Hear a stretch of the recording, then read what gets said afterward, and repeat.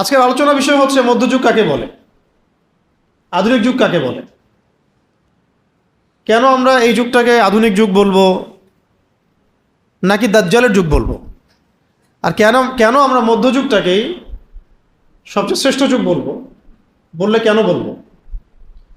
আর আল্লাহ রাব্বুল আলামিন আমাদেরকে কোন বিধানের আওতায় দেখতে চান। আজকে যদি আপনি আমাদের সমাজের পরিসংখ্যান ঘাটেন, আপনি দেখবেন আমাদের সমাজের প্রধান সমস্যা হচ্ছে শিরক, আল্লাহ পাকের সাথে শিরক করা। হয়তো মনে হচ্ছে আপনার কাছে আমরা তো মুসলিম, আমরা করি না, কিন্তু মুসলিমদের মধ্যে অনেকেই করে, মুসলিমদের বাইরে তো অমুসলিমরা করছেই। ঠিক আজকে থেকে 1400 বছর আগে, 1500 বছর আগে যে আইয়ামে জাহেলিয়াত ছিল, সে আইয়ামে জাহেলিয়াতেও মক্কার কাফের মুশরিকরা প্রধান যে পাপটা করতো সেটা হলো শিরক, আল্লাহর সাথে অংশীদার সাব্যস্ত করা। তারা লাত, ওজ্জা, হবল, মানাত এগুলোর পূজা করত। এখন আমরা হয়তো এটা করি না, মুসলিমরা, অমুসলিমরা করে, কিন্তু মুসলমান অনেকেই কালিমা পড়েও কবর পূজা করে, মাজার পূজা করে, আর অনেক শিরকের সাথে লিপ্ত, পশ্চিমা আদর্শের পূজা করে। আগে ছিল লাত, ওজ্জা, হবল, মানাত দেখা যেত ভিজিবল, এখন দেখা যায় ইনভিজিবল ইলাহ, যেমন ডেমোক্রেসি, সেকুলারিজম, কমিউনিজম, ন্যাশনালিজম, এগুলো ইনভিজিবল ইলাহ। আগে ছিল ভিজিবল ইলাহ, লাত, ওজ্জা, হবল, মানাত, আর এখন হচ্ছে ইনভিজিবল ইলাহ, যেগুলোর মানুষ পূজা করে, আনুগত্য করে, দাসত্ব করে। ইলাহ তাকেই বলা হয় যার মানুষ দাসত্ব করে। যেমন প্রবৃত্তি, নফসের প্রবৃত্তি, নফসের তাবেদারি করাটাকেও বলা হয়েছে নফসকে ইলাহ বানিয়ে নেওয়া। নফসের তাবেদারি করাকে বলা হয়েছে কোরআনে ইলাহ বানিয়ে নেওয়া, উপাসনা করা। কারো মন চাচ্ছে একটা অন্যায় করি, সে নফসের তাবেদারি করলো, তার মানে সে নফসকে ইলাহ বানিয়ে নিল। আর এখানে আমরা এই তন্ত্রমন্ত্রগুলো পূজা করি। ওই 1500 বছর আগের জাহেলি যুগে অর্থনৈতিক প্রধান সমস্যা ছিল রিবা, সুদ। রিবা মানে সুদ। এখন পুরো ওয়ার্ল্ডের ব্যাংকিং সিস্টেম হচ্ছে সুদভিত্তিক। কোনো দেশের সেন্ট্রাল ব্যাংক বাকি নাই যেটা সুদের আওতায় না, এবং সেই সেন্ট্রাল ব্যাংকগুলোর আন্ডারে যে ব্যাংকগুলো আছে, এনজিওগুলো আছে, সব সুদভিত্তিক। কেউ সরাসরি খায়, কেউ ঘুরায় খায়, এতটুকুই পার্থক্য, বাট সবাই সুদ খায়। ইভেন আমরা যে কারেন্সি ব্যবহার করি, কাগজের টাকা, ইলেকট্রনিক মানি, এর মধ্যেও সুদ আছে। আমরা কেউই সুদ থেকে বাইরে নাই। হয়তো এই কারণেই আমরা অনেক দোয়া করি, আমাদের অনেক দোয়া হয়তো কবুল হয় না, কোনো না কোনোভাবে আমরা সুদের সাথে সম্পৃক্ত। আপনি, আমি, এক্স, ওয়াই, জেড, এভরিবডি। যদি কেউ এখান থেকে বের হয়ে থাকতে পারে, সে নিঃসন্দেহে আল্লাহ পাকের বড় অলি, বুজুর্গ বান্দা, যেটা সংখ্যা কম। কারণ ওয়ার্ল্ডের ইকোনমিক ফাংশনটা এভাবেই তারা করেছে, সুদের বাইরে আপনি যেতে পারবেন না। কিন্তু এটাও আইয়ামে জাহিলিয়াতে সেই রিবার ধারক ও বাহক এই সভ্যতা। বরং আইয়ামে জাহিলিয়াতে সুদটা ছিল একটা লিমিটেড জায়গায়, এখন এটা পুরো ওয়ার্ল্ড ওয়াইড গ্লোবালাইজেশন হয়েছে। গ্লোবালাইজেশন আমরা যেটা বলি। এছাড়া আইয়ামে জাহিলিয়াতেও কাগজের টাকার মতো প্রতারণা ছিল না। আইয়ামে জাহিলিয়াতে মানুষ কেনাবেচা করতো দিনার দিয়ে, দিরহাম দিয়ে, দিনার এবং দিরহাম দিয়ে, যার অন্তর্নিহিত মান ছিল, ইকোনমিক্সের ভাষায় বলে ইন্ট্রেন্সিক ভ্যালু ছিল, অন্তর্নিহিত মান ছিল। মানে একটা সোনার দিনারের মান এই দিনারের মধ্যেই আছে। আর কাগজের টাকা যত টাকায় আপনার সামনে থাকুক, এর মান এর ভিতরে নাই, অন্য কোথাও আছে। যেমন আপনি যদি এখন আজকে 5 ভরি গোল্ড কিনে রেখে দেন, নিঃসন্দেহে আপনি আজকে থেকে 10 বছর পরে লাভবান হবেন, সিম্পল, বেশি পাবেন। আজকে যদি আপনি 5 ভরি গোল্ডের সমপরিমাণ ক্যাশ বাসায় রেখে দেন, আজকে থেকে 10 বছর পরে এই ক্যাশের মান কমে যাবে। এতে করে আপনার শ্রমও চুরি হয়ে গেল, আপনার সম্পদও চুরি হয়ে গেল। ধরেন আপনি 1 লাখ টাকা রেখেছেন, 5 বছর পর দেখলেন সেটা হয়ে গেছে 50,000, আর ওই যে 50,000 চলে গেল, সেই 50,000 টাকা আর্ন করতে আপনাকে সময় দিতে হয়েছে, শ্রম দিতে হয়েছে, তাই না? ওইটা ভ্যানিশ হয়ে গেল, গায়ে। শুধু আপনার সম্পত্তি চলে গেল না, আপনার সময়ও চলে গেল, শ্রমও চলে গেল। তাহলে এই পুঁজিবাদী অর্থ ব্যবস্থার সাথে যারা সম্পৃক্ত, তারা শুধু মানুষের সম্পদ ছিনিয়ে নিচ্ছে না, মানুষের শ্রম, সময়, রক্তও ছিনিয়ে নিচ্ছে। আমি কি বোঝাতে পারছি? হয়তোবা অনেক কথা একটু কঠিন মনে হতে পারে, প্রথমবার রিপিট করে কয়েকবার শুনলে ঠিক হয়ে যাবে। চল, এবং আজকে আমরা পড়াশোনা করতে গিয়ে দেখলাম পৃথিবীতে এখন রাইট নাও, আজকে পর্যন্ত পৃথিবীতে 2% পুঁজিবাদী মানুষ। কয় পার্সেন্ট? পুরো বিশ্বের পপুলেশনের মোট 2% পুঁজিবাদী মানুষ। বাকি 50 থেকে 60% মানুষের ইকোনমি, অর্থ ব্যবস্থাকে নিয়ন্ত্রণ করছে। 2% পুঁজিবাদী মানুষের কাছে যে পরিমাণ সম্পদ আছে জমা করা, এইটা দিয়ে বাকি 50%কে খাওয়ানো যাবে। এটাকে বলা হয় ক্যাপিটালিজম। কি বলে? ক্যাপিটালিজম মানে পুঁজিবাদ। আর ইসলাম এখানে দিয়েছিল সাম্য, জাকাত, যে ধনীর কাছে সম্পদ আসলে গরিবকে দিতে হবে। তখন মার্কেটের মধ্যে সম্পদের ফ্লো সৃষ্টি হবে, সম্পদ হাত থেকে হাতে কনভার্ট হবে, সেও খাবে আমিও খাবো, সেও পড়বে আমিও পড়বো। আর বিজনেস যখন করা হবে তখন আল্লাহ পাক কাউকে ধনী করবেন, কাউকে গরিব করবেন। আর সুদের মধ্য দিয়ে যেটা হয়েছে, ধনী হবে দিন দিন, আর গরিব দিন দিন গরিব হবে। এগুলো আমাদের চোখের সামনে হচ্ছে। তা আমাদের এগুলো নিয়ে তো মাথা ব্যথা খুব একটা নাই। আমাদের মাথা ব্যথা হলো ওই যে হাত বাঁধবো কোথায়, তারপরে জোরে আমি নাচতে আমি, তারপরে আমাদের মোজার উপরে মাসাজ করব, চামড়ার মোজা হতে হবে নাকি আবার কাপড়ের মোজা হলেও হবে। হ্যাঁ, আমাদের তো ইস্যু অনেক, কে কয়টা বিয়ে করলো, তাই না? কোন গণক কি বললো, কোন জ্যোতিষী কি বললো, এইগুলোই। তো এটা আসলে খুবই লজ্জার।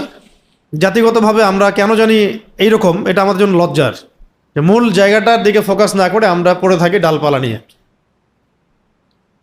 এই সুযোগে কাফের, মুশরিক, মুরতাদ, মুনাফিক, যারা ইসলামের দুশমন, এরা এমনভাবে আমাদেরকে এখন পেঁচিয়ে ধরছে, একটু পরেই বুঝতে পারবেন যে আমরা এখান থেকে এখন আর বের হতে পারতেছি না। এখন রাইট নাও আপনি এখান থেকে বের হতে পারবেন না। আমি 1 ঘন্টা গলা ফাটায় বললেও পারবো না, বা আপনি যদি আমাদেরকে এখন এদেশের প্রেসিডেন্ট বানায় দেন তাও পারবো না। যাকেই দেন সে পারবে না, যতক্ষণ পর্যন্ত না পুরো সিস্টেমটা চেঞ্জ হয়। এখন আসেন, এই যে রিবার ফিতনা, এটাকে আল্লাহ পাক কি বলেছেন? আল্লাহ পাক বলেছেন, হে মুমিনরা শুনো, তোমরা আল্লাহকে ভয় করো, ওয়াযারু মা বাকিয়া মিনার রিবা, এই সুদের যে অংশটুকু আছে এটা ছেড়ে দাও। ইন কুনতুম মুমিনিন, যদি মুমিন হয়ে থাকো তাহলে ছেড়ে দাও। ওয়া ইল্লাম তাফআলু, তোমরা যদি সুদকে না ছাড়ো তাহলে ফাযানু বিহারবিন মিনাল্লাহি ওয়া রাসূলিহি, তাহলে আমি আল্লাহ পাক বলছেন আমার সাথে এবং আমার রাসূলের সাথে, মানে মুহাম্মদ সাল্লাল্লাহু আলাইহি ওয়াসাল্লামের সাথে যুদ্ধের ঘোষণা শুনে রাখ। কার কথা এটা? আল্লাহ পাকের কথা। সূরা বাকারা খুলেন, শেষের দিকে পাবেন। আবার নবীজি সাল্লাল্লাহু আলাইহি ওয়াসাল্লাম বলেছেন, কেউ যদি 1 দিরহাম সুদ খায় সে যেন 36 বার জিনা করলো। এই এলাকায় যদি আপনি জানেন যে ওই ছেলেটা, ওই মেয়েটা 36 বার জিনা করছে, তার দিকে নিশ্চয়ই আপনি খুব ভালো চোখে তাকাবেন, তার বাসায় দাওয়াত খাবেন, তার সাথে আপনি মেয়ের বিয়ে তো দিবেন নিশ্চয়ই।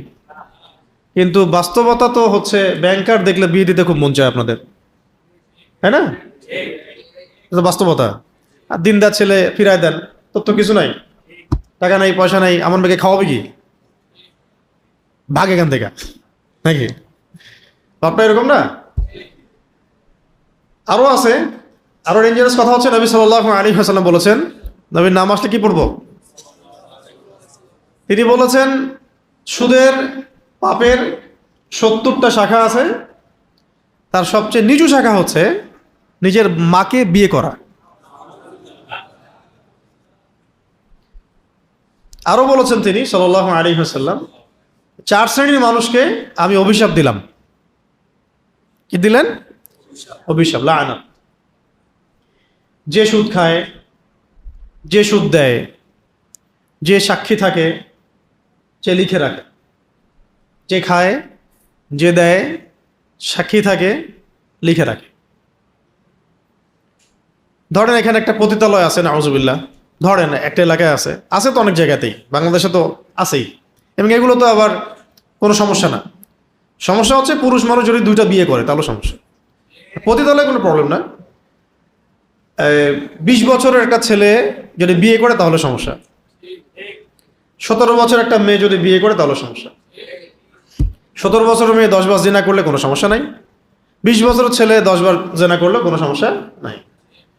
যদি ও যদি স্বেচ্ছায় পতিতালয়ে যায় তাও কোনো সমস্যা নাই। এটা ও যদি বিয়ে করে মহামুসিবত। শুধু শুধু বিয়ে নিয়ে যে জাহালাত আমাদের সমাজে, এটাই দূর হয় নাই। আমরা এখানে চাচ্ছি ইসলামী আইন বাস্তবায়ন করতে, আল্লাহর দিন কায়েম করতে। কত দীর্ঘ লড়াই আমাদের, ভাববেন বসে বসে। আমি দেখাচ্ছি, মানে এটা যে এই জাহালাতটুকুই যে যায় না, এটা দেখাচ্ছি আপনাদেরকে। কারণ আমাদের এক ভাই, এই কাকে বলবো, আমাদের এক ভাইয়ের নাম আমি জানতাম, আমি কেমন ভাবতেছিলাম যে ওনার নাম আবদুল্লাহ। তো আবদুল্লাহ ভাই, ধরেন আবদুল্লাহ ভাইয়ের বয়স হচ্ছে 25, কত? আর ভাই বিয়ে করছে একটা মেয়ের বয়স 40 বা 45। তারা সারা জীবন সুখে থাকলেও সমাজ সুখে থাকবে না। জাহালাত সমাজে কি জাহালাত, তাদের কোনো সমস্যা নাই, সমাজের সমস্যা, রাষ্ট্রের সমস্যা। আর একজন একজন আচ্ছা, আমার টপিক এটা না, সিরিয়াস টপিক, তো ওইদিকে কম কথা বলতে হবে। একটা মেয়ের বয়স ধরেন 20 বছর বা 25 বছর, সে বিয়ে করেছে একজন পুরুষের বয়স 50। ইসলামে জায়েজ না? না জায়েজ? জায়েজ। তারা সারা জীবন সুখে থাকলেও সমাজ সুখে থাকবে না। আবদুল্লাহ ভাই ধরেন একটা বিয়ে করছে, একটা বিয়ে দিলাম, ধরেন 30 বছর গিয়ে একটা বিয়ে করছে। এখন মাশাআল্লাহ তিনি আরো একটা করছে, ধরেন এটা সুন্নত না, একাধিক বিয়ে করা সুন্নত না, ফরজও না, জায়েজ। কথা বুঝবেন, এটা কি জায়েজ, বৈধ, হালাল, অবৈধ না। আবার এমন না যে করতেই হবে সুন্নত, এরকম না বিষয়। ওনার সামর্থ্য আছে, চাহিদা আছে, করছে। ওনারা সুখে আছে, সমাজ সুখে থাকবে না। ঠিক আছে? যদি ব্যভিচার হয়, জিনা হয়, তাহলে এটা নিয়ে কোনো কথা হবে না, হালালে গেলে কথা হবে। ধরেন একটা হারাম পতিতালয় কোথাও আছে, সেখানে কেউ চাকরি করে, কেউ ম্যানেজার, কেউ গার্ড, কেউ সিকিউরিটি গার্ড, কেউ দালাল। আর এই মানুষগুলোর বাসায় যদি আপনাকে দাওয়াত করা, আপনি খাবেন না? বুঝতে পারি নাই। ধরেন একটা এলাকায় একটা পতিতালয় আছে আর কি, ওখানে কেউ কাজ করে, ওয়ার্কার, কেউ ম্যানেজার, কেউ রেজিস্ট্রি করে, কেউ এগিয়ে দেয়, কেউ সিরিয়াল ওয়াইজ লিস্ট করে, কেউ অর্ডার নেয়, কেউ গার্ড, সিকিউরিটি গার্ড, কেউ নাইট গার্ড। একটা তো প্রতিষ্ঠান চলে, অনেক কিছু থাকে না? এখন এই প্রতিষ্ঠান বলে উদাহরণটা দিচ্ছি, এখানে যারা যারা জব করে, যারা কাজ করে, তাদের বাসায় আপনি দাওয়াত খাবেন না? কেন খাবেন না? আপনার ঘৃণা লাগবে, ঘৃণা লাগবে না? এর চেয়ে 70 গুণ বেশি পাপ হচ্ছে যারা সুদের সাথে সম্পৃক্ত। কি বুঝতে পারছি? আল্লাহ পাক আমাদেরকে সুদ থেকে বাঁচান। আমি বলতে চাচ্ছিলাম, আইয়ামে জাহিলিয়াতের সুদ আর এখনকার ওয়ার্ল্ডের গ্লোবাল সুদের মধ্যেও অনেক পার্থক্য আছে। তাহলে আমরা কি এই যুগটাকে খুব উন্নতি, অগ্রগতি, প্রগতির যুগ বলবো, না আসলে আইয়ামে জাহিলিয়াত বলবো? আচ্ছা, খুব মানে গায়ে লাগছে একটা কথা আমাদের আর কি, যে ইসলামিক স্বর্ণযুগকে একজন বলছেন, বা কিছু মানুষ বলছেন যে এটা মধ্যযুগ। তা মধ্যযুগ বলতে ওনারা কি বোঝাচ্ছেন সেটা তাদের কাছ থেকে ব্যাখ্যা নেওয়া দরকার। যদি তারা মধ্যযুগ বলতে এটা বুঝান যে আইয়ামে জাহেলিয়াত মানে ইসলাম আসার আগের যুগটাকে যদি তারা বলেন মধ্যযুগ, ঠিক আছে, কোনো তর্ক নেই তাদের সাথে, তারা শতভাগ সঠিক। ইসলাম নবী সাল্লাল্লাহু আলাইহি ওয়াসাল্লাম নবুয়ত পাওয়ার আগের সময়টা, আবু জেহেলদের যুগ, ওইটাকে যদি তারা বলেন এটা মধ্যযুগ, আমি একমত, আমরা একমত, অসুবিধার কিছু নাই। আর যদি ওনারা এটা মিন করেন যে ইসলাম আসার পরে রাসূল সাল্লাল্লাহু আলাইহি ওয়াসাল্লামের যুগ, সাহাবীদের যুগ, তাবেঈনদের যুগ, তাবেঈনদের যুগ, ইসলামের যে এই যে প্রায় ১,১২০০ বছর, এটাকে যদি তারা বলেন মধ্যযুগ, তাহলে আপনাদের সাথে আমাদের ঈমান আর কুফরের সম্পর্ক হবে। কি মিন করছেন এটা তো তারা বলতে পারবেন। কিন্তু যেহেতু শরিয়া আইন বাস্তবায়নের বিপরীতে কথাগুলো আসছে, তাহলে আমরা ধরে নিচ্ছি ইসলামের শরিয়া আইনকে আপনারা মধ্যযুগের আইন বলছেন নাকি? যেহেতু শরিয়া আইন বাস্তবায়নের বিপরীতে কথাটা আসছে, যেটা তো মধ্যযুগ না, শরিয়া আইন বাস্তবায়ন করতে হবে, তাহলে আমরা ধরে নিচ্ছি যে আপনার ইসলামিক লস বিধিবিধানটাকে বলছেন মধ্যযুগের বিধিবিধান। তার মানে হয় আপনারা জেনে শুনে ইসলামের বিরোধিতা করছেন, অথবা আপনারা অজ্ঞ। ধরে নিলাম যে আপনারা অজ্ঞই, কারণ যদি আমরা এটা ধরে নিই যে আপনারা ইচ্ছা করে ইসলামের বিরোধিতা করছেন, তাহলে তো মাসালা অনেক দূর চলে গেল। তা ধরে নিলাম যে ঠিক আছে, হয়তো বেচারা জানে না। আমাদের কাজ কি হবে? জানানো। কি কাজ? জানানো এবং প্রমাণ করা যে ইসলাম সর্বযুগের জন্যে শ্রেষ্ঠ। ইসলাম চির প্রাচীন, চির নতুন, চির আধুনিক, এটা প্রমাণ করা আমাদের কাজ। আইয়ামে জাহিলিয়াতের দুটা ভাব পাইছেন, শিরক এবং রিবা। আরেকটা মহামারী ছিল আইয়ামে জাহিলিয়াতে, সেটা হলো মাদক। আর আপনি একটু নিজেরাই ভাবেন, এই এলাকায়, ঢাকায়, ঢাকার বাইরে, পুরো বাংলাদেশে মাদকের প্রভাবটা কেমন? খুব অল্প না বেশি? আমার তো মানে প্রত্যেক 10 জনের মধ্যে একজনকে পাওয়া যাবে যে মাদকাসক্ত। আল্লাহ ভালো জানেন। এবং এটা রাষ্ট্রীয়ভাবে হারাম না, রাষ্ট্রীয়ভাবে নিষেধ না যে কেউ মদ খেতে পারবে না, খাইলে শাস্তি হবে, এমন কিন্তু না। চাইলে আপনি খেতে পারেন, রাষ্ট্র আপনাকে বাধা দিবে না। দিবে? মদের লাইসেন্স আছে না? খেতে পারো। অথচ এটা আল্লাহ পাক হারাম করেছিলেন, আমরা হালাল করলাম। আল্লাহ হারাম করেছিলেন, আমরা কি করলাম? হালাল করলাম। আরেকটা সমস্যা ছিল আইয়ামে জাহেলিয়াতের আরেকটা বড় সমস্যা ছিল গোত্রীয় হানাহানি। গোত্রীয় হানাহানি, এটা আমাদের ওয়ার্ল্ডে এবং এখনকার প্রেক্ষাপটে নাই। এটা এখন পলিটিক্যাল দ্বন্দ্বের রূপ নিয়েছে, সামাজিক দ্বন্দ্বের রূপ নিয়েছে, বৈশ্বিক দ্বন্দ্বের রূপ নিয়েছে। আমরা বুঝতে পারলাম এটাও যায়নি পুরোপুরিভাবে। আরেকটা মারাত্মক সমস্যা ছিল, সেটা হলো জিনা, ব্যভিচার। জিনা, ব্যভিচার, এটা আমাদের সমাজে কম না বেশি?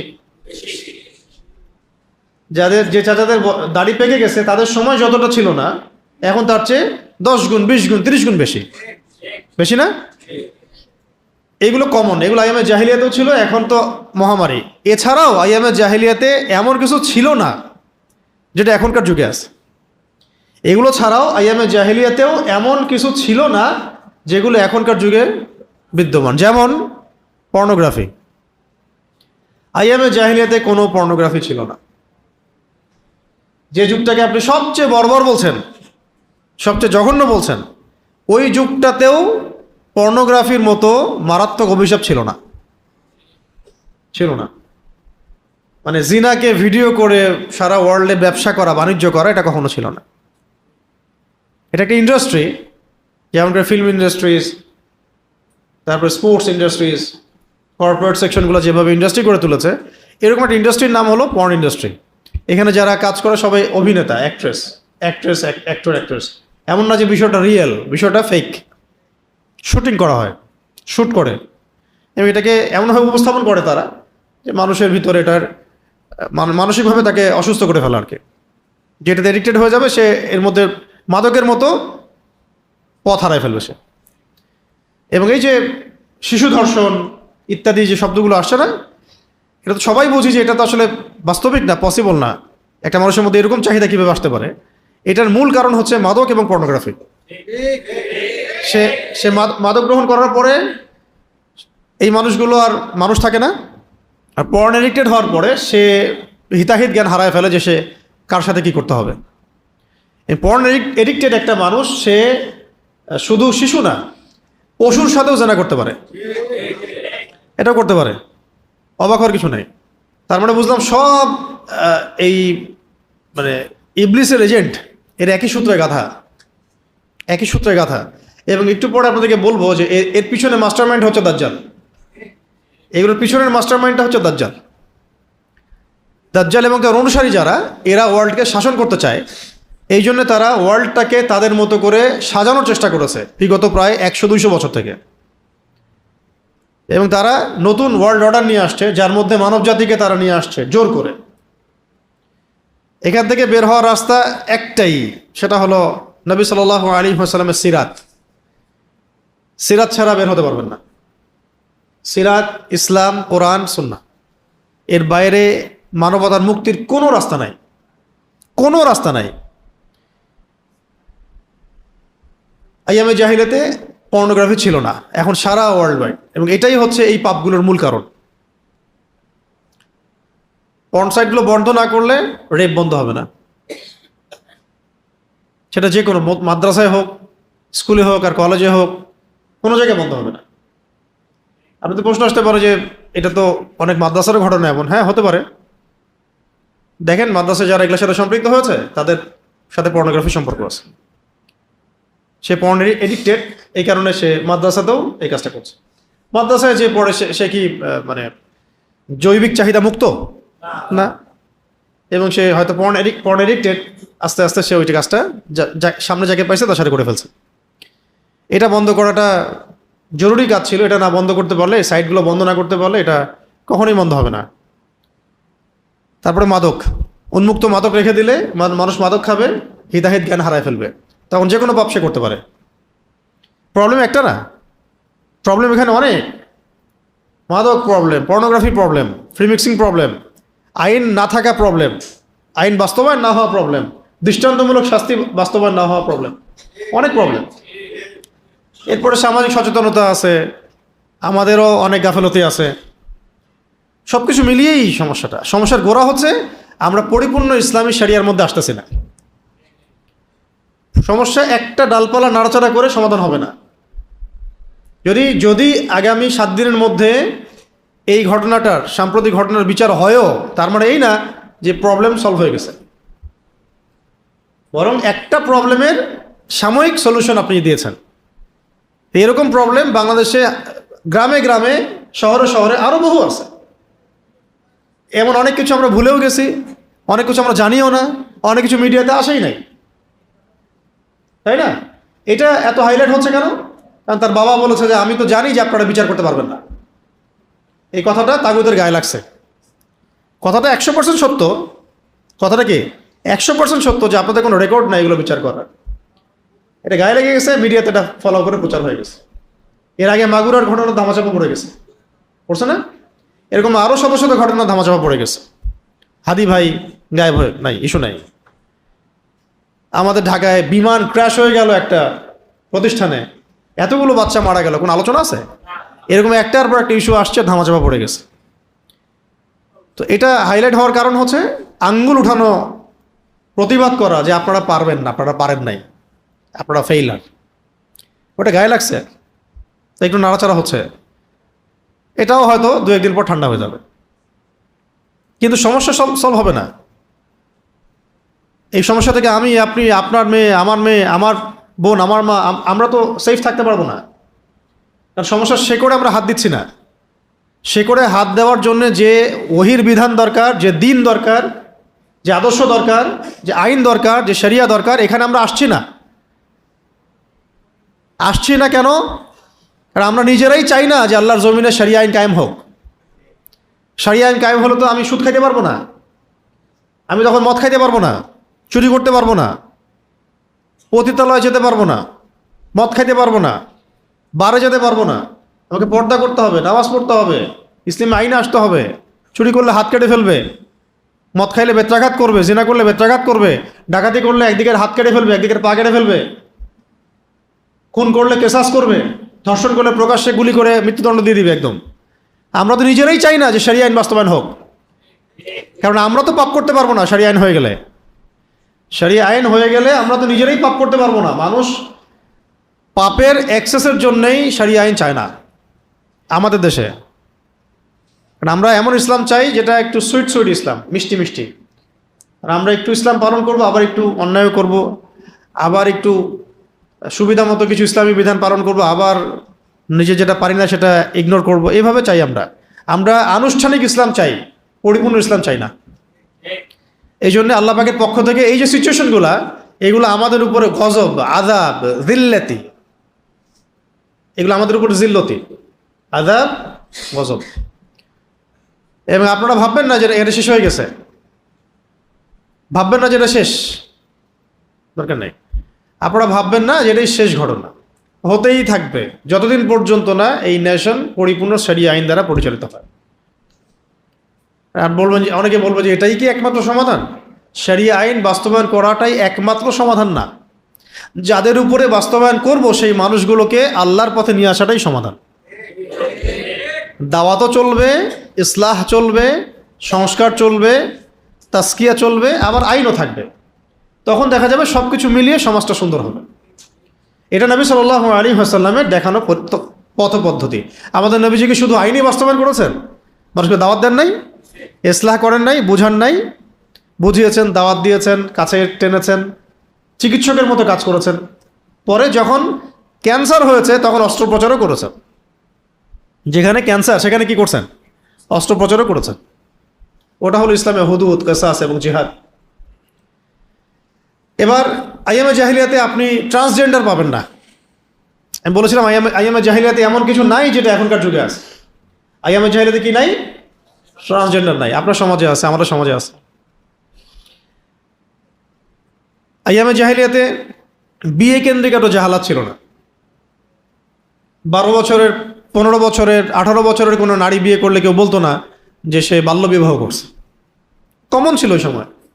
আইয়ামে জাহিলিয়াতে তালাকপ্রাপ্ত মেয়ের বিয়ে সহজেই হতো, একাধিক বিয়েও হতো সহজেই। আইয়ামে জাহিলিয়াতে মার্কেট প্লেস উন্মুক্ত ছিল, আমাদের এখনকার মতো সিন্ডিকেট ছিল না। আইয়ামে জাহিলিয়াতে ভাই, নিজের ভাই বা গোত্রের মানুষ, এলাকার মানুষ, গোত্রের মানুষ, সে যদি অন্যায় করত পুরা গোত্র তাকে সাপোর্ট দিত। এত বন্ডিং ছিল তাদের মধ্যে। আর ন্যায় করলে তো কোনো কথাই নাই। যেমন নবী সাল্লাল্লাহু আলাইহি ওয়াসাল্লাম নবুয়তের দাওয়াতের কাজ করছেন, পুরা বনু হাশেম গোত্র তাকে সাপোর্ট দিচ্ছে। বনু হাশেমের সব ইসলাম কবুল করে নাই, কিন্তু তাকে সাপোর্ট দিচ্ছে গোত্রের কারণে। নবী সাল্লাল্লাহু আলাইহি ওয়াসাল্লামকে বয়কট করা হয়েছে 3 বছর। এই শিয়াবে আবু তলেবে পাহাড়ের নিচে তারা উন্মুক্ত একটা কারাগারের মধ্যে, বলা যায় উন্মুক্ত খোলা আকাশের নিচে তারা বসবাস করেছেন 3 বছর। তো বনু হাশেম, পুরা বনু হাশেম গোত্র নবী সাল্লাল্লাহু আলাইহি ওয়াসাল্লামের পাশে গিয়ে দাঁড়িয়েছে, আমরা তোমার সাথে আছি। এই বন্ডিং আপনি এখন ইসলামপন্থীদের মধ্যেই পাবেন না। এই যে বন্ডিংটা, এটা আপনি ইসলামপন্থীদের মধ্যেই পাবেন না। আর এখানে তো বনু হাশেমের সবাই ইসলাম কবুল করে নাই, অমুসলিম তারা। তখন তারা নবী সাল্লাল্লাহু আলাইহি ওয়াসাল্লামকে সাপোর্ট দিয়েছেন গোত্রের কারণে। আমার চাচা, আমার ভাতিজা, আমার ভাতিজা, আমার মামা, আমার এই কারণে। এটা আইয়ামে জাহিলিয়াতে ছিল, এই যুগে পাবেন না আপনি। আইয়ামে জাহিলিয়াতে তারা যে জুয়া খেলতো, জুয়া তো খেলতো ওরা। তো এই জুয়ার টাকা দিয়ে তারা বহু মানুষকে উপকার করত। হ্যাঁ, ওদের মধ্যে এগুলো ছিল। মেহমান আসলে বাসায় যদি একটা মাত্র পশু থাকতো, গবাদি পশু, একটাই পশু আছে তার, ওইটাও সে কুরবানি করে খাওয়াই দিত। আইয়ামে জাহিলিয়াতেও মানুষ এমন ছিল। আইয়ামে জাহিলিয়াতে সম্ভ্রান্ত বংশের কোনো মেয়ে কখনো জেনা করতো না। সম্ভ্রান্ত ভালো বংশের কোনো মেয়ে কখনো ব্যভিচার করতো না। যখন মক্কা বিজয় হয়ে গেছে তখন নবী সাল্লাল্লাহু আলাইহি ওয়াসাল্লাম সবাইকে মাফ করে দিয়েছেন, বায়াত নিচ্ছেন। তখন আবু সুফিয়ানের স্ত্রী হিন্দা রাদিয়াল্লাহু আনহা, তাদের বায়াত নেওয়া হচ্ছে। তখন নবী সাল্লাল্লাহু আলাইহি ওয়াসাল্লাম বলছেন যে তোমরা আল্লাহর সাথে কাউকে শরীক করবে না, জিনা করবে না। যখন বলেছেন জিনা করবে না, তখন তিনি বলছিলেন যে ইয়া রাসূলুল্লাহ, সম্ভ্রান্ত বংশের কোনো মেয়ে কি জিনা করতে পারে? আইয়ামে জাহিলিয়াতেও তারা এটাকে বুঝতেন যে এটা তো কখনো সম্ভবই না। সম্ভ্রান্ত বংশের একজন নারী কিভাবে জিনা করতে পারে? আইয়ামে জাহিলিয়াতে কোনো কিছুকে সত্য বলে তারা যদি বিশ্বাস করতো, এর উপর থাকতো, তারা জান দিয়ে দিবে, তাও এর বাইরে যাবে না। আর যদি কোনো কিছু মিথ্যা মনে করে তাহলে তারা সেটা স্বীকার করবে না। আইয়ামে জাহিলিয়াতেও আবু জেহেল, আবু লাহাব, উতবা, সাহেবারা এটা বিশ্বাস করতো যে কোরআন আল্লাহর বাণী, কিন্তু পলিটিক্যাল কারণে বিরোধিতা করত। আবু জেহেল জানতো কোরআন আল্লাহর বাণী, আইয়ামে জাহিলিয়াতে আবু জেহেলরাও আল্লাহকে বিশ্বাস করত। তারা বলতো যে আমরা আল্লাহ পাকের তাওহীদের রুবুবিয়্যাত তো বিশ্বাস করি, মানতে অসুবিধা কি? অন্য ইলাহগুলো বাদ দিতে হবে, এটা মানতে অসুবিধা, আর মুহাম্মাদের আনুগত্য করতে হবে, এটা মানতে অসুবিধা। আইয়ামে জাহিলিয়াতে ওই বড় বড় কাফের যারা ছিল, এরাও কেউ নবুয়ত দাবি করে নাই, কেউ বলে নাই যে আমরা নবী, বলেছে আমরা এই নবীকে মানি না, দাবি করে নাই যে আমরা নবী। এখন এই এই আধুনিক যুগে এসে, সো কল্ড আধুনিক যুগে এসে ভণ্ড নবীর ছড়াছড়ি সব জায়গায়, এবং ওই ভণ্ডদের সাথে আমরা ব্যবসা করি, বাণিজ্য করি, ওদের পণ্য ছাড়া চলে না। মানে এভাবে বলতে থাকলে আপনাদের আজকে রাত 12টা বাজবে। মানে আমি এক কথায় বলতে চাচ্ছি, আইয়ামে জাহেলিয়াতে এমন অনেক কিছু ছিল না যেটা আপনি এখনকার ওয়ার্ল্ডে দেখতে পারবেন। বাচ্চাদেরকে রেপ করা, তাদেরকে মেরে জবাই করা, বা ওদেরকে পিস পিস করে কেটে স্যুপ বানায় খেয়ে ফেলা, অ্যাবস্টেইন ফাইলের মতো, এইগুলো আপনি আইয়ামে জাহেলিয়াতে পাবেন না। আইয়ামে জাহেলিয়াতে এগুলো ছিল না। একটা বলে না যে কন্যা সন্তানকে জীবন্ত দাফন করে দিত, এইটা তারা করেছিল। কেন জানেন কেন করেছে কন্যা সন্তানকে জীবিত দাফন? সমাজ নারীর অধিকার খর্ব করতে করতে করতে, মানে জিনা, ব্যভিচার, সম্পত্তি নাই, বিয়ে নাই, বিয়ে ভালো উন্মুক্ত বিয়ে নাই, নারীর ব্যাপারটা এত পেরেশানির হয়ে গেছে। বাবা মনে করতো যে এই মেয়েকে নিয়ে আমি সারা জীবন কি করব, এই মেয়ের নিরাপত্তা আমি কিভাবে দিব, এই মেয়েকে নিয়ে আমি কিভাবে চলবো সমাজের মধ্যে। যদি কালকে আমার মেয়েকে কেউ উঠায় নিয়ে যায়, অপহরণ করে, ডাকাতি করে, তাকে তুলে নিয়ে যায়, তাকে ধর্ষণ করে, আমি কিভাবে মুখ দেখাবো, কি করব মেয়েটাকে? এই পেরেশানির চিন্তাগুলো থেকে মেয়ে সন্তান জন্ম নিলে তারা দাফন করে ফেলতো। এখন আধুনিক সমাজ, সোকল্ড আধুনিক সমাজে আইন শৃঙ্খলা পরিস্থিতি, ধর্ষণ, গুম, খুন, রেপ, বাচ্চা ধর্ষণ, এগুলো যেভাবে বাড়তেছে, অদূর ভবিষ্যতে তো আমাদের সমাজেও অনেক বাবা বলবে যে আমার মেয়ে সন্তান দরকার নেই, পুঁতে ফেলো এটা। আপনারা তো দিন দিন ওই জায়গায় নিয়ে যাচ্ছেন সমাজকে, আপনারা তো নতুন করে আবার ওই জায়গায় নিচ্ছেন সমাজটাকে। আর এইসব ইস্যুতে আপনি কোনো নারীবাদীকে পাবেন না রাস্তায়, কোনো নারীবাদী নাই, নারীবাদী কোনো সংগঠন, শাহবাগ, রাম, বাম, প্রগতিশীল কেউ নাই। এই কাজের চেয়েও যদি ছোট কোনো কাজও দাড়িটুপি বলা কোনো মানুষ করতো, এদের কাউকে বাসায় পাইতেন না, সব রাস্তায়। এখন এগুলো নাই। বুঝতে পারতেছেন যে আসলে সমস্যাটা কোথায়? এদের সবার সমস্যা ইসলাম নিয়ে।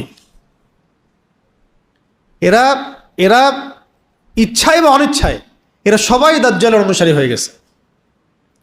শেষ জামানার সবচেয়ে বড় ফিতনা হলো এটা, দাজ্জাল। সে বের হবে, সারা ওয়ার্ল্ডকে শাসন করবে ইহুদিদেরকে নিয়ে, এবং সে ওয়ার্ল্ডটাকে ওর মতো করে সাজাবে, ওর অনুসারীদেরকে দিয়ে প্রত্যেকটা জায়গায় সে শাসন করাবে। এ হচ্ছে এখন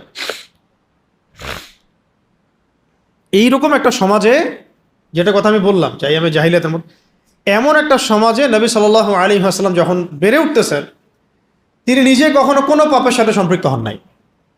মাসুম মিনান নাস, আগেও কোনো গুনাহ করেন নাই, পরেও কোনো গুনাহ করেন। মূর্তি পূজাকে ঘৃণা করতেন, বরং তিনি ওই সময় এতিমদের খোঁজখবর নিতেন, বিধবাদের খোঁজখবর নিতেন, মানে মুসাফিরের সাহায্য করতেন, দরিদ্র সাহায্য করতেন, আত্মীয়তা সম্পর্ক রক্ষা করতেন, মানুষের উপকার করতেন। তিনি পেরেশান থাকতেন যে মানুষগুলোকে কিভাবে আল্লাহর পথে বা ভালো পথে ফেরাবো। হেল্পফুল ফুজর তৈরি করলেন মানুষকে সঠিক পথে আনার জন্য, গৃহযুদ্ধ যেন বন্ধ হয়। এভাবে যখন তার বয়স 40-এ পৌঁছালো, এর মধ্যে তিনি বিয়ে করলেন, ব্যবসা করলেন, বিয়ে করলেন, স্ট্যাবলিশ হলেন। 40 বছর বয়সে আল্লাহ রাব্বুল আলামিন তাকে ওহী করলেন, ইকরা বিসমি রাব্বিকাল্লাযী খালাক, খালাকাল ইনসানা মিন আলাক, ইকরা ওয়া রাব্বুকাল আকরাম আল্লাযী আল্লামা বিল কলম আল্লামাল ইনসানা মা লাম ইয়ালাম। এখানে একটা পয়েন্ট হচ্ছে যে এই জাহেলি সমাজটাকে যে নবী আপনি পরিবর্তন করতে চাচ্ছেন, এটা মানুষের মস্তিষ্ক প্রসূত জ্ঞান দিয়ে, বিদ্যা দিয়ে, বুদ্ধি দিয়ে হবে না। হেরা গুহায় নবীজি বসে থাকতেন, ধ্যান করতেন, আল্লাহকে ডাকতেন, ইবাদত করতেন। এটার অর্থ হচ্ছে নবী সাল্লাল্লাহু আলাইহি ওয়াসাল্লাম সমাজের এই অরাজকতার অবস্থা দেখে নিজেকে আলাদা করে রাখতেন, পৃথক হয়ে থাকতেন। ভাল লাগতো না তার কাছে সমাজের এই সমস্যাগুলা, অবস্থাগুলা। নিজে একা থাকতেন, হেরা গুহায় বসে থাকতেন, ধ্যান করতেন, আল্লাহকে। যে কোনো ওলামায়ে কেরামের কাছে যান, তারা এই কথাই বলবেন। ওই সময় মদিনা আইন নাজিল হচ্ছে যে এখন যদি কেউ কাউকে অন্যায়ভাবে হত্যা করে তাহলে হত্যার বদলে হত্যা করবা। এটাকে কি বলে? কিসাস। কি বলে? কিসাস। ওই যে আমরা সূরা বাকারায় পড়ি, কুতিবা আলাইকুমুল কিসাস, কুতিবা আলাইকুমুল কিসাস ফিল কতলা, আল হুররু বিল হুররি ওয়াল আবদু বিল আবদি ওয়াল উনসা বিল উনসা। কুতিবা আলাইকুমুস সিয়াম তো আমরা নিয়েছি ঠিকই, ওই সূরার মধ্যেই আছে, ডানে বামে কুতিবা আলাইকুমুস সিয়াম, তোমাদের উপর সিয়ামকে ফরজ করা হয়েছে। তো রমজান মাসে মাশাআল্লাহ বাংলাদেশে সবাই রোজা রাখে, মুসলিমরা বেশিরভাগই। ওইটারই সামনে আছে কুতিবা আলাইকুমুল কিসাস, তোমাদের উপর কিসাসকে আমি ফরজ করেছি। এটা যে ফরজ এটা আমাদের অনেকে জানেই না। তো সেই আল্লাহ পাকই ফরজ করেছেন, যে আল্লাহ পাক রমজানে রোজা ফরজ করেছেন। আবার আরেকটু পিছনে গেলে আবার পাবেন কুতিবা আলাইকুমুল কিতাল, তোমাদের উপর যুদ্ধকে ফরজ করেছি। ও তো আলোচনাই নাই। আমরা পয়লা বৈশাখে ইয়া বানাবো, হাতি ঘোড়া এগুলা বানাবো আর কি। যখন অন্য অন্য দেশ বানায় মিসাইল, আমরা বানাই হাতি ঘোড়া। ওটাই নাকি প্রোগ্রেস, ওটা ওদের প্রোগ্রেস। আর হুজুররা তো দেশটাকে পিছাই দিল, তাই না? হুজুররা দেশটাকে পিছাই দিল না, তো ভাষা তো ওদের এরকমই আর কি। তো এখন কুতিবা আলাইকুমুল কিসাসে আসেন, এটা কোথায় ফরজ হলো? মদিনা না মক্কায়? মদিনায়। কারণ এখানে আমাদের রাষ্ট্র আছে, আমাদের সবকিছু আমাদের কন্ট্রোলে। এখানে আল্লাহ পাক আমাদেরকে আইন দিচ্ছেন একটা একটা করে। কুতিবা আলাইকুমুল কিসাস, তোমাদের মধ্যে কেউ যদি কাউকে হত্যা করে অন্যায়ভাবে, এটা কিসাস করতে হবে, মানে হত্যার বদলে হত্যা। আল্লাহ পাক আইন দিলেন, জিনা যদি কেউ করে এখন মদিনায়, তাহলে 100টা বেত্রাঘাত করবা। কয়টা? 100টা বেত্রাঘাত করবা। এই আইনটা কি ইহুদিদের জন্য প্রযোজ্য না মুসলিমদের জন্য? ওই মদিনার মুসলিমদের জন্য আইনটা আল্লাহ পাক দিচ্ছেন। কেউ যদি ইহুদি ধর্ম থেকে এসে বলে যে আমাকে এই আইনে বিচার করেন, সেটা অন্য ইস্যু। কেউ যদি বলে আমি ইহুদি ধর্ম ত্যাগ করে মুসলিম হলাম, আমাকে এখন এই আইন দ্বারা বিচার করেন, সেটা অন্য ইস্যু। যদি কোনো বিবাহিত ব্যক্তি ব্যভিচার করে, বিবাহিত কোনো ব্যক্তি যদি ব্যভিচার করে, তাহলে তাকে কোমর পর্যন্ত পুঁতে পাথর নিক্ষেপ করে রজম করবে। তাহলে অবিবাহিতর জন্য একটা আইন, বিবাহিত হলে আরেকটা আইন। এগুলো কিন্তু আল্লাহ পাকের আইন। ঠিক যেমন নামাজ পড়তে হবে, নামাজের আগে ওযু করতে হবে, হজের বিধান আছে, জাকাতের বিধান আছে, রমজানের সওমের বিধান, এগুলো যেমন শরিয়া, এটাও শরিয়া, এগুলো শরিয়া। আবার দিলেন, যদি কেউ ডাকাতি করে তাহলে হাত পা উল্টা দিক থেকে কেটে ফেলবে, হাত পা উল্টা দিক থেকে কেটে ফেলবে। কেউ যদি আল্লাহ এবং তার রাসূলকে গালি দেয়, মানে মুরতাদ হয়ে যায়, কটূক্তি করে মুরতাদ হয়ে যায়, তাহলে তাকে মৃত্যুদণ্ড দিবে। ধর্ষণ করলে প্রকাশ্যে মৃত্যুদণ্ড দিবে আর কি। এইভাবে বেশ কিছু আইন নাজিল করা হলো মদিনায়। এখন এই লসগুলো কে দিয়েছেন? আল্লাহ রাব্বুল আলামিন। কখন দিয়েছেন? মদিনায়। এই আইনগুলো কোথায় আছে? কোরআনে এবং হাদিসে এবং সুন্নায়। যদি কেউ এই আইনগুলোকে মধ্যযুগীয় বর্বর বলে, সে কাফের।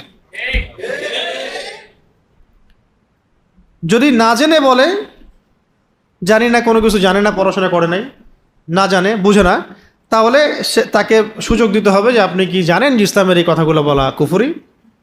জেনে বুঝে যদি বলে হ্যাঁ আমি জানি এগুলো ইসলামে আছে, জেনেই বলছে এটা মধ্যযুগীয়, তাহলে স্পষ্ট কাফের।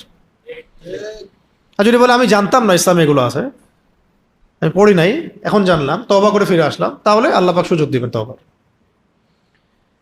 এখন এই আইনগুলোর ইম্প্যাক্টটা কী ছিল একটু দেখাই। এই আইনগুলোর ইম্প্যাক্ট কী ছিল, যেটাকে এই রামবাম প্রগতিশীল যেগুলো আছে সকল, তারা যেটাকে মধ্যযুগীয় বলতেছে, বরং এটা কিন্তু মধ্যযুগীয় হলো না, বরং আইয়ামে জাহেলিয়াতকে দূর করলো। বরং এই আইনগুলা আইয়ামে জাহেলিয়াতে যে ব্যাপক চুরি, ব্যাপক জেনা, ব্যাপক ধর্ষণ, ব্যাপক সুদ, ব্যাপক শিরক, ব্যাপক ফাসাদ, এগুলোকে 23 বছরে দূর করে দিল এই আইনগুলা।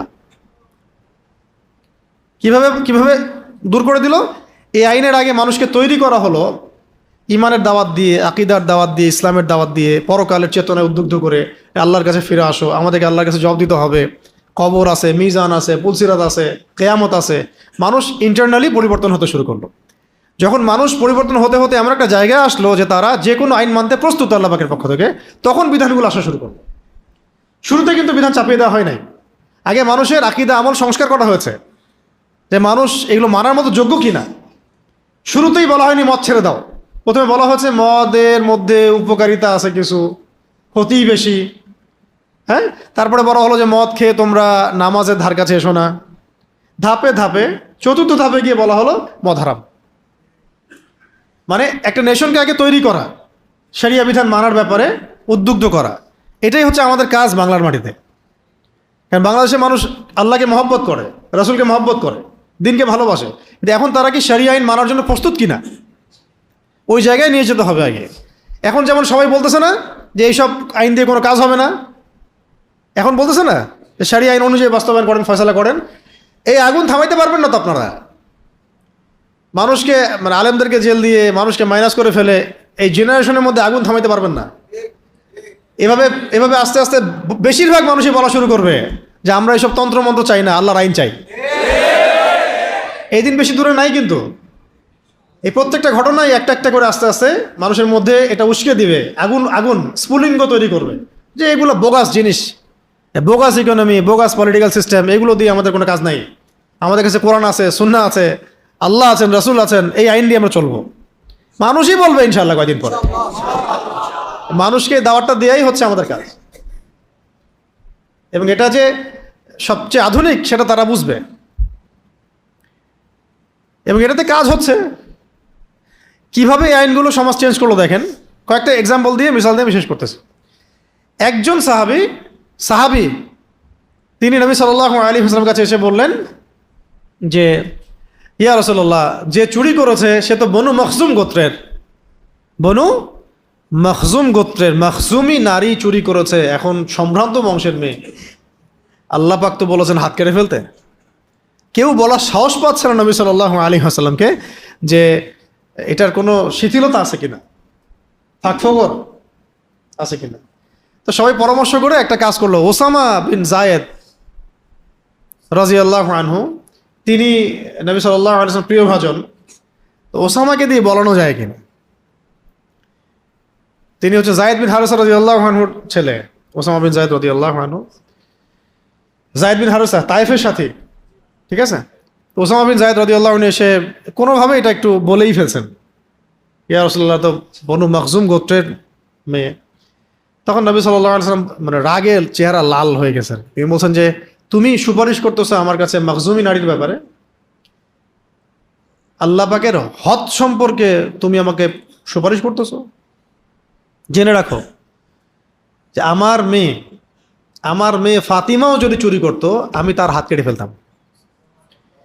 শুধু আইন না, আইনের বাস্তবিক প্রয়োগ দিয়ে সমাজ সংস্কার হয়েছে, এবং সেটা আল্লাহ পাকের আইনের বাস্তব প্রয়োগ দিয়ে, থিওরিটিক্যাল ছিল না বিষয়টা, প্র্যাকটিক্যাল ছিল।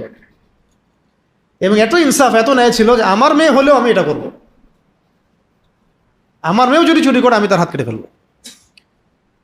তো নবী সাল্লাল্লাহু আলাইহি ওয়াসাল্লামের এই অংশটুকু আমরা নিতে চাই না। নবী সাল্লাল্লাহু আলাইহি ওয়াসাল্লাম মধু খাওয়া, মিষ্টি খাওয়াটা আমরা নিতে চাই, ঠিক আছে। এবার একজন নারী আসছেন, উনিও সাহাবী, এসে বলছেন যে ইয়া রাসূলুল্লাহ, আমি তো অন্যায় করে ফেলছি, আমাকে পবিত্র করেন। কি করছো অন্যায়? আমি অন্যায় করেছি ইয়া রাসূলুল্লাহ, আমাকে পবিত্র করেন। না, তুমি বাসায় চলে যাও, বাসায় যাও, আল্লাহর কাছে ইস্তেগফার করো, আল্লাহ মাফ করে দেবে। কারণ কোর্টে মামলা চলে আসলে তো বিচার করতে হবে। তুমি বাসায় যাও, ইস্তেগফার করো, আল্লাহ মাফ করে দেবে। তিনি বলছেন না ইয়া রাসূলুল্লাহ, আপনি মায়েজ আসলামী রাদিয়াল্লাহু আনহুকে যেভাবে ফিরাই দিয়েছেন আমাকে সেভাবে ফিরাই দিবেন না। আমি পবিত্র হইতে চাই, আমাকে পবিত্র করেন। মানুষের ঈমান দেখেন, মানুষ বলতেছে অন্যায় করে এসে ইয়া রাসূলুল্লাহ, আমি পবিত্র হতে চাই, আমাকে পবিত্র করেন। তিনি বলছেন যে তুমি কি এমন অন্যায় করেছো? তিনি বলছেন আমি গর্ভবতী হয়ে গেছি ইয়া রাসূলুল্লাহ। তো নবী সাল্লাল্লাহু আলাইহি ওয়াসাল্লাম বলছেন যে বাসায় যাও, আল্লাহর কাছে ইস্তেগফার করো, সন্তান জন্ম হোক, তারপরে দেখা যাবে কি করা যায়। সন্তান জন্ম হলো, নিয়ে আসলেন সন্তানকে কোলে করে, দুধের বাচ্চা। ইয়া রাসূলুল্লাহ, আমার বিচার করে দেন। তিনি বললেন যে সন্তান ছোট, এখন দুধ পান করবে, দুধ পান করানো শেষ হোক তারপরে বিচার করবে। দুধ পান করানো শেষ, রুটি খাইতে শিখছে, কোর্টে আসছেন, বিচার করে দেন ইয়া রাসূলুল্লাহ। নবীজি বললেন সাল্লাল্লাহু আলাইহি ওয়াসাল্লাম, আনসারী সাহাবীদের মধ্যে তোমরা কে আছো হে আমার সাহাবীরা কে আছো যে এই বাচ্চার দায়িত্ব নিতে পারবা? একজন বাচ্চার দায়িত্ব নিলেন। নবী সাল্লাল্লাহু আলাইহি ওয়াসাল্লাম বললেন, তো তোমরা তাকে নিয়ে যাও, রজম করো।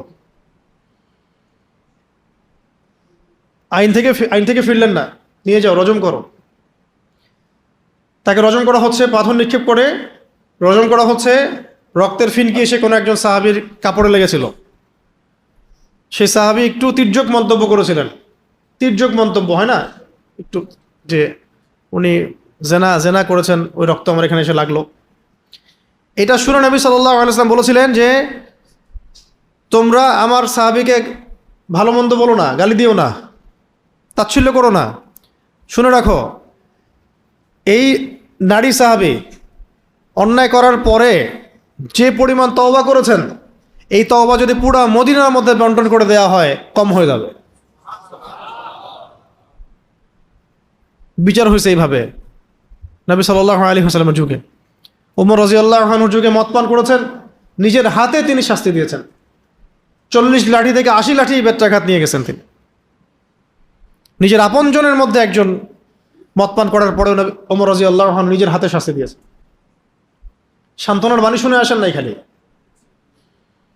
ওমর রাদিয়াল্লাহু আনহুর সময় এমন হয়েছে যে আমর ইবনে আস রাদিয়াল্লাহু আনহু, বিখ্যাত সাহাবী, তিনি মিশরের গভর্নর তখন, তার ছেলে তার বাবার পলিটিক্যাল পাওয়ারে কিছু একটা অন্যায় করেছিলেন, অন্য কারোর উপর পাওয়ার দেখাইছে আর কি, হয় না এমন? তা বুঝতেই পারতেছেন কি হতে পারে এখনকার যুগে। তো এইটা খবর ওই মিশরের সেই কিপ্তি এসে মদিনায় বিচার দিয়েছে যে আপনার নির্ধারিত গভর্নরের ছেলে আমার উপর জুলুম করছে, তুমি বসো। চিঠি লিখে পাঠাইছেন যে তোমরা দুজনে এখানে আসো, বাবা এবং ছেলে দুজনে আসো। ওমর রাদিয়াল্লাহু আনহু বসে আছেন। আমর ইবনে আস রাদিয়াল্লাহু আনহু বুঝতে পারছেন যে কোনো একটা সমস্যা আছে। সন্তানকে বলছেন বারবার, কি করছো বলো ভালো করে। সে সন্তান বলে না কি করছে ভালো করে। পরে যখন মসজিদে ডাকা হলো নামাজের পরে, তখন সেই মিশরের কিপ্তি বললো যে আমার উপর এই জুলুম করেছে, সম্মানিত ছেলে আমার উপর জুলুম করেছে। নিজের হাতের দোররা তার হাতে উঠাই দিলেন লাঠি দিয়ে, বলেন যে ইদরিব ইবনুল আকরামিন, আমাদের সামনে সম্মানের ছেলেকে মারো এখন। ইদরিব ইবনুল আকরামিন, আমাদের সামনে সম্মানের ছেলেকে মারো। এটা মানুষ দেখছে। মারতে মারতে ক্ষান্ত হওয়ার পরে তিনি জিজ্ঞাসা করছেন যে তুমি কি সন্তুষ্ট হয়েছ? যে হ্যাঁ, আমি সন্তুষ্ট হয়েছি। তখন এটাও বললেন যে তুমি যদি চাও এই লাঠি দিয়ে পারলে তার বাবাকেও তুমি আঘাত করতে পারো, কারণ তার সন্তান তার বাবার পাওয়ারেই তোমার উপর জুলুম করেছে। ওমর রাদিয়াল্লাহু আনহুর যুগ, তাদের ভাষা এটা মধ্যযুগ, ফাসেকদের ভাষা এটা মধ্যযুগ, জালেমদের ভাষা এটা মধ্যযুগ। ইদরিব ইবনুল আকরামিন, সম্মানের ছেলেকে মারো সবার সাথে, বলতে পারবে? আমর ইবনে আস রাদিয়াল্লাহু আনহুকে নবীজি ওমর রাদিয়াল্লাহু আনহু বললেন যে শোনো, আমার যখন মানুষ তার মায়ের গর্ভ থেকে স্বাধীনভাবে বের হয়, তখন কিভাবে তো মানুষ তার উপর জুলুম করতে পারে? আমরা কিভাবে মানুষের উপর জুলুম করতে পারবো যখন মানুষ জন্মই নিচ্ছে মায়ের গর্ভ থেকে স্বাধীনভাবে? এত বড় স্টেটমেন্ট কে দিছে ইতিহাসে? নিজে খুতবা দিতে উঠছেন, মানুষ তার উপর আঙ্গুল তুলে বলেছেন যে আপনার খুতবা পরে শুনবো, আগে আপনি বলেন যে আপনার গায়ে 2টা জামা কোত্থেকে আসলো? একটা তো সবাইকে আপনি দিয়েছেন গনিমত থেকে, আরেকটা কোথা থেকে আসলো? তারপরে খুতবা শুরু করেন। জনগণ এইভাবে বলতে পারবে কথা এই আধুনিক যুগে? আধুনিক দাজ্জালের যুগ, বলতে পারবেন জীবনে কথা? এর আগের তো 18 বছর ইতিহাস দেখেছেন, নবী সাল্লাল্লাহু আলাইহি ওয়াসাল্লামকে কটূক্তি করলে কোনো বিচার হয় নাই। কারো আব্বা আম্মা নানা নানি লিখেছেন, একদম গুম হয়ে গেছেন, শেষ। এটা বলতে পারবে ওমর রাদিয়াল্লাহু আনহুর মতো? বলেন, আপনার প্রপার্টির হিসাব দেন। এরকম ছিল একজন নারী, ওই যে বাচ্চাকে খাওয়াচ্ছিল রাত্রেবেলা, বাচ্চা কান্নাকাটি করছিল, মনে আছে না ঘটনাটা? ওমর রাদিয়াল্লাহু আনহু, উনি জিজ্ঞাসা করলেন আপনার বাচ্চা কাঁদছে কেন?